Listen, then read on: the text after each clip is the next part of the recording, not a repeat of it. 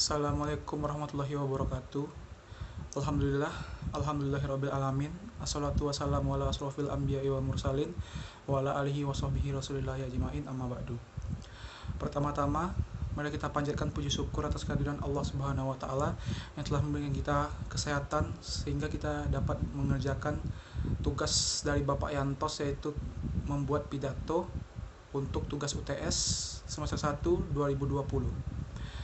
Selawat beriring salam tak lupa kita panjatkan kepada junjungan alam yakni Nabi besar kita Muhammad SAW dengan mengucapkan Allahumma sholli ala sayyidina Muhammad wa ala ali sayyidina Muhammad. Yang saya hormati Bapak dosen pengampu yaitu Bapak Yantos, dan yang saya sayangi teman-teman yang mungkin menonton pidato saya pada kali ini. Langsung saya tidak akan memperpanjang kata-kata mukadimah.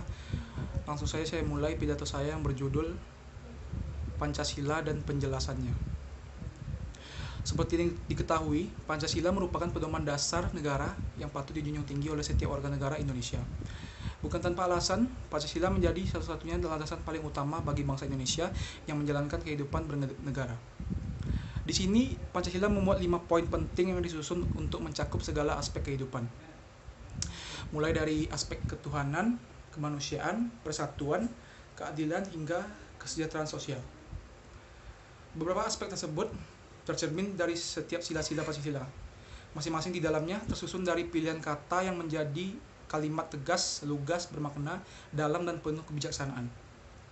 Pancasila ini merupakan buah pikiran musyawarah dan mufakat yang dilakukan oleh tokoh-tokoh penting di masa perjuangan kemerdekaan.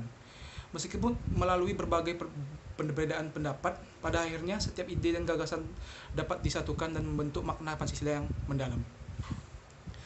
Bukan hanya pilihan kata yang lugas dan bermakna dalam, masing-masing sila juga disimbolkan oleh lambang-lambang tertentu.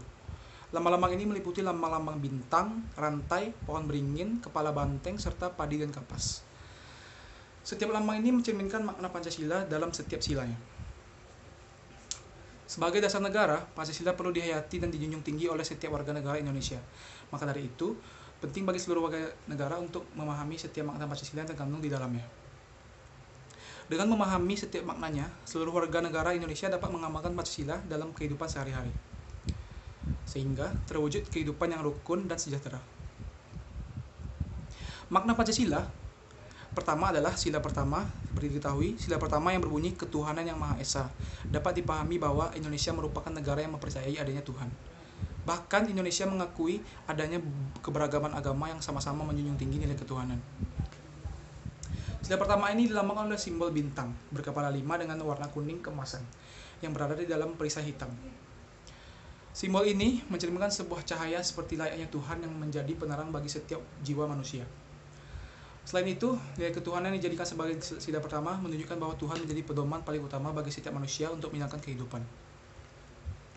Sila kedua, makna Pancasila urutan berikutnya adalah sila kedua.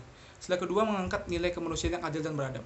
Hal ini tercermin oleh simbol rantai yang tersambung utuh dengan satu dengan yang lainnya. Gelang-gelang kecil yang menyusul rantai tersebut menunjukkan eratnya hubungan manusia satu dengan yang lain, di mana masing-masing saling membantu, bergotong royong dalam hal kebaikan. Sila ini juga menunjukkan kehidupan manusia yang rukun, damai, dan sejahtera. Sila ketiga, makna Pancasila selanjutnya yaitu sila ketiga. Sila ketiga yang berbunyi Persatuan Indonesia dilambangkan oleh simbol pohon beringin yang besar dan kokoh. Pohon beringin ini berada di dalam perisai berwarna putih. Pemilihan simbol ini menggambarkan nilai kesatuan dan persatuan yang harus dijunjung tinggi oleh setiap warga negara Indonesia. Meskipun bangsa Indonesia terdiri dari berbagai macam suku, agama, dan unsur latar belakang yang berbeda, namun bisa tetap bersatu untuk bernegara. Hal ini juga menunjukkan bahwa perbedaan bukan menjadi halangan untuk mewujudkan kehidupan yang damai dan sejahtera. Sila keempat, makna Pancasila yang tidak kalah penting tercantum pada sila keempat. Sila keempat ini dilambangkan oleh simbol kepala banteng yang berwarna hitam dengan latar perisai berwarna merah. Simbol kepala banteng ini dipilih untuk menunjukkan sikap demokrasi musyawarah dalam mengambil setiap keputusan, di mana masyarakat bisa berkumpul, saling mengutarakan pendapat, menampung setiap gagasan, dan mengambil keputusan berdasarkan hasil kesepakatan yang terbaik.